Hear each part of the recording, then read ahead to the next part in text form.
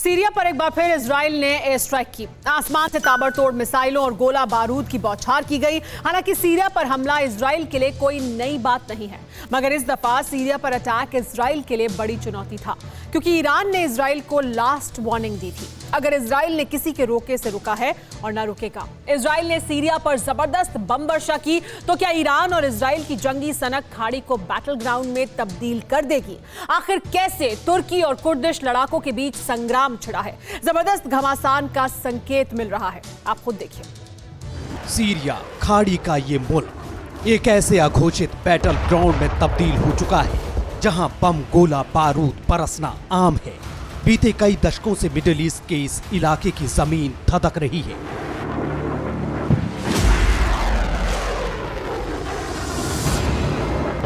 शहर के शहर तबाह हो चुके हैं। हजारों की तादाद में लोग बेमौत मारे जा चुके हैं, लेकिन विध्वंसक हथियारों से जंग बदस्तूर जारी है। इसी कड़ी में सीरिया से बारूदी कोहराम की एक और तस्वीर दुनिया के सामने आई।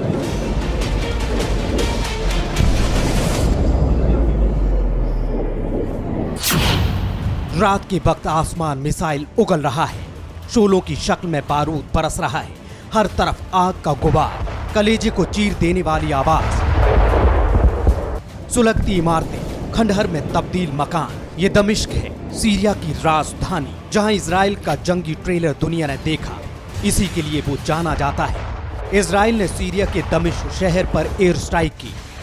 ईरान समर्थित लड़ाकों के ठिकानों पर जबरदस्त मिसाइल अटैक किया गया।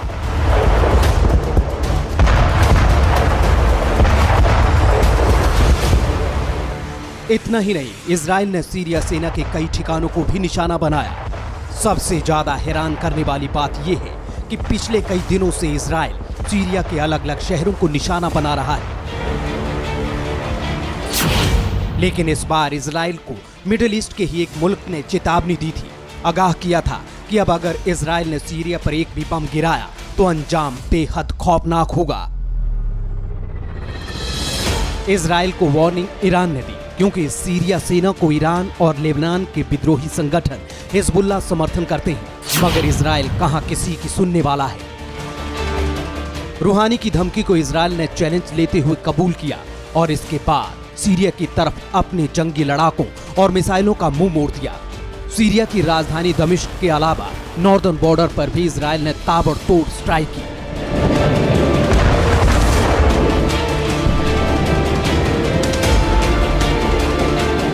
सीरिया की न्यूज एजेंसी सना के मुताबिक इजराइल की तरफ से किए गए इस हमले में सीरिया का नॉर्दर्न बॉर्डर पूरी तरह से थर्रा उठा।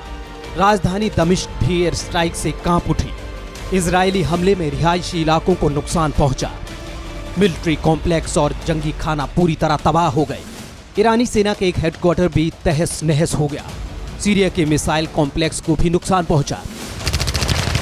असल में सीरिया के भीतर ईरान की क्वाड फोर्स और हिजबुल्लाह लगातार सीरियन आर्मर्ड फोर्स की मदद करने के लिए हथियार और विस्फोट मुहैया करा रहे थे। इतना ही नहीं, सीरिया में अपना दबदबा बढ़ाने के लिए दोनों ने हथियार रखने के लिए वेयर हाउस, मिलिट्री कॉम्प्लेक्स और हेडक्वार्टर भी बनाए, ताकि इजराइल पर अटैक कर सके।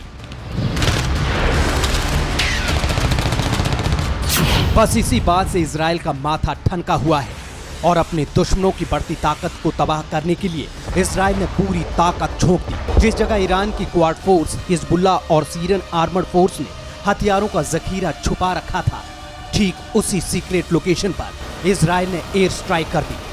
हालांकि इजराइल के हमले के जवाब में सीरियाई सेना ने भी ये दावा किया कि हमारे एंटी डिफेंस सिस्टम ने हवा में ही इजराइल के कई मिसाइलों को मार गिराया। सीरिया की सरकारी न्यूज एजेंसी सना ने सैन्य अधिकारियों के हवाले से कहा है, इजराइल ने रात करीब 11 बजे गोलान हाइट से मिसाइलें लॉन्च की। इजरायली मिसाइलों ने हमारी कई इमारतों को निशाना बनाया, मगर हमारे एंटी एयर डिफेंस सिस्टम ने इजराइल को करारा जवाब दिया। दुश्मन की ज्यादातर मिसाइलों को इंटरसेप्ट किया और उन्हें हवा में ही मार गिराया गया।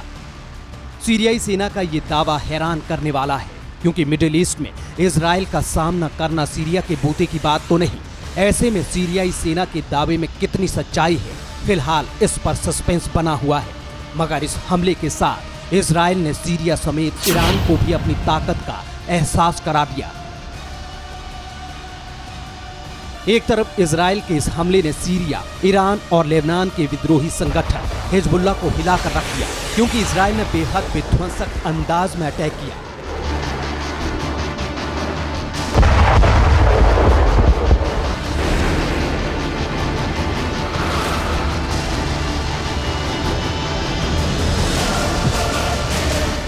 तो कहीं मिडिल ईस्ट के एक और इलाके में खूनी संघर्ष जारी है। जी हां, तुर्की और कुर्दिश लड़ाके इराक में एक दूसरे को मौत के घाट उतार रहे हैं।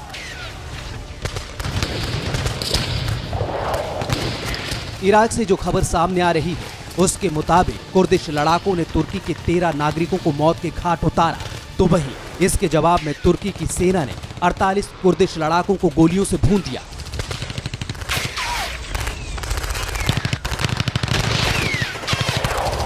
तुर्की और कुर्द के बीच अदावत बेहद पुरानी है।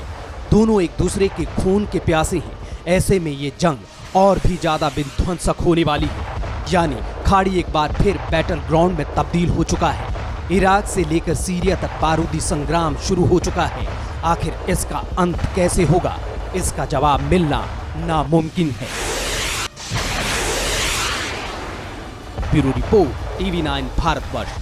परवाह देश की, सोमवार से शुक्रवार रात 10 बजे TV9 भारतवर्ष पर।